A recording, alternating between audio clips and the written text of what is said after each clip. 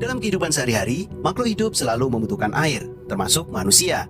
Kita sangat membutuhkan air bersih untuk berbagai kegiatan, antara lain minum, mandi, mencuci, bahkan memasak. Salah satu ciri air bersih adalah tidak tercemar. Lalu bagaimana untuk mengetahui bahwa air dikatakan tercemar ataupun tidak tercemar? Untuk lebih jelasnya kita simak video berikut ini.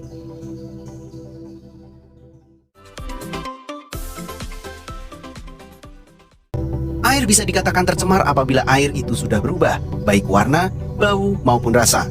Sesuai dengan hasil beberapa penelitian ilmuwan, air yang tercemar memiliki keasaman yang berbeda dengan air yang tidak tercemar. Asal dari pencemaran air itu berasal dari beberapa polutan, misalnya makhluk hidup, zat, energi, atau komponen lain yang ada di dalam air. Akibatnya kualitas air sampai ke tingkat tertentu yang menyebabkan air tidak berfungsi secara normal atau tidak bisa dimanfaatkan secara sebagaimana mestinya.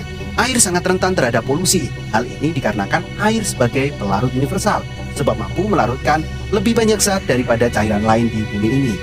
Nah, pencemaran air mengakibatkan krisis air tawar, mengancam berbagai sumber-sumber air minum dan kebutuhan penting lainnya, tentunya bagi manusia dan makhluk hidup yang lain.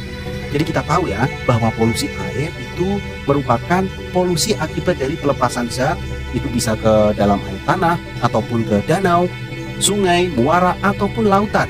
Dan di titik di mana zat itu mengganggu penggunaan air yang bermanfaat untuk dampak yang lain. Nah, kita perlu tahu dampak dari pencemaran air. Polusi air dapat menimbulkan berbagai dampak negatif tidak hanya pada manusia, tetapi juga pada lingkungannya. Terdapat beberapa dampak pencemaran air, antara lain penyakit pada manusia, kerusakan ekosistem, eutrofikasi, bahkan gangguan rantai makanan. Yang pertama adalah penyakit pada manusia. Minum atau mengkonsumsi air yang tercemar akan berakibat buruk pada kesehatan. Air yang tercemar dapat menyebabkan penyakit seperti tifus, kolera, hepatitis, bahkan berbagai penyakit lainnya. Yang kedua adalah kerusakan ekosistem yang sangat dinamis. Merespon perubahan lingkungan, bahkan yang sekecil apapun, polusi dapat menyebabkan seluruh ekosistem rusak jika dibiarkan tidak terkendali. Nah, yang ketiga ada istilah baru nih, eutrofikasi. Nah, di sini masuknya bahan kimia dalam badan air yang mendorong pertumbuhan alga atau alga. Ini pasti akibat dari sektor tadi. Alga ini merupakan lapisan di atas kolam atau danau, lalu mengurangi oksigen dalam badan air. Akibatnya kehidupan perairan akan terdampak dengan berkurangnya kadar oksigen. Yang keempat adalah gangguan rantai makanan. Polusi air menyebabkan dampak negatif pada rantai makanan. Gangguan pada rantai makanan terjadi ketika racun dan polutan dalam air dikonsumsi oleh hewan air, kemudian konsumsi oleh konsumen selanjutnya, hewan selanjutnya, ataupun dikonsumsi oleh manusia. Ini menyebabkan penyakit juga. Maka dari itu, simak penjelasan video kelompok kami mengenai masalah tersebut. Kami dari kelompok 6 Biodas 8 akan mengamati danau bagian barat Universitas Airlangga.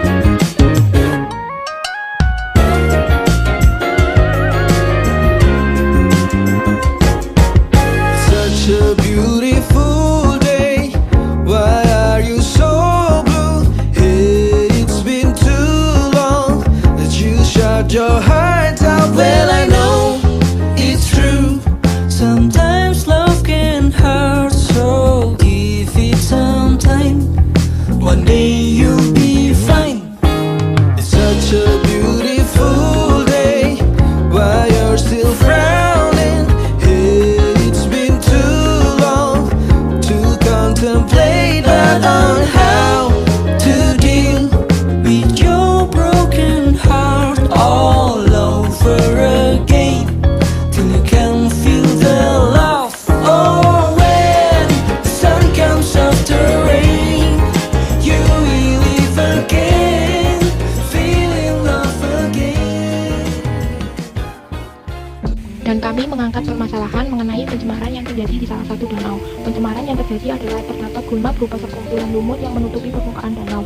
Hal ini dapat menyebabkan ekosistem yang Adanya lumut yang menutupi permukaan danau membuat intensitas cahaya yang seharusnya cukup untuk melakukan fotosintesis menjadi berkurang. Akibatnya, fitoplankton yang ada di permukaan danau menjadi sulit melakukan fotosintesis dan pasokan oksigen yang akan dihasilkan juga ikut berkurang.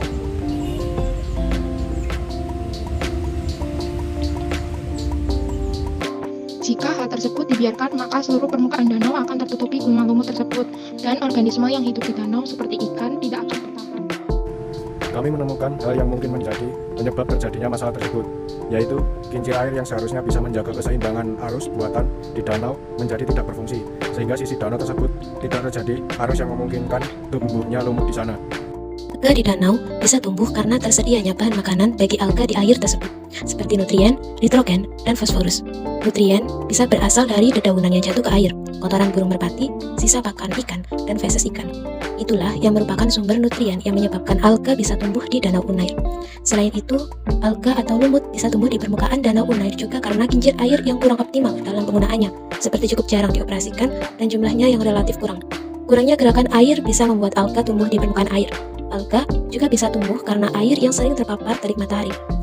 Maka menurut kami, solusi untuk permasalahan ini adalah dengan menambahkan bakteri pengurai seperti nitrobakter yang mana bisa memberantas alga atau lumut di permukaan air.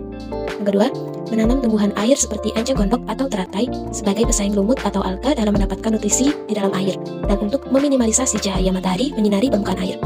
Akan tetapi, penggunaan tanaman air ini juga bisa memungkinkan terjadinya eutrofikasi jika kondisi air tidak dikontrol secara rutin. Solusi berikutnya adalah pengoperasian kincir air secara optimal dan penambahan kincir air pada danau Unair. Akan tetapi, penambahan kincir air tentunya membutuhkan biaya lebih. Berikutnya adalah menggelapkan air dengan menggunakan cat khusus untuk merawat air, sehingga sulit ditembus sinar matahari. Kekurangan dari solusi ini yaitu air danau yang menjadi gelap tentunya kurang baik untuk ikan-ikan yang hidup di dalamnya.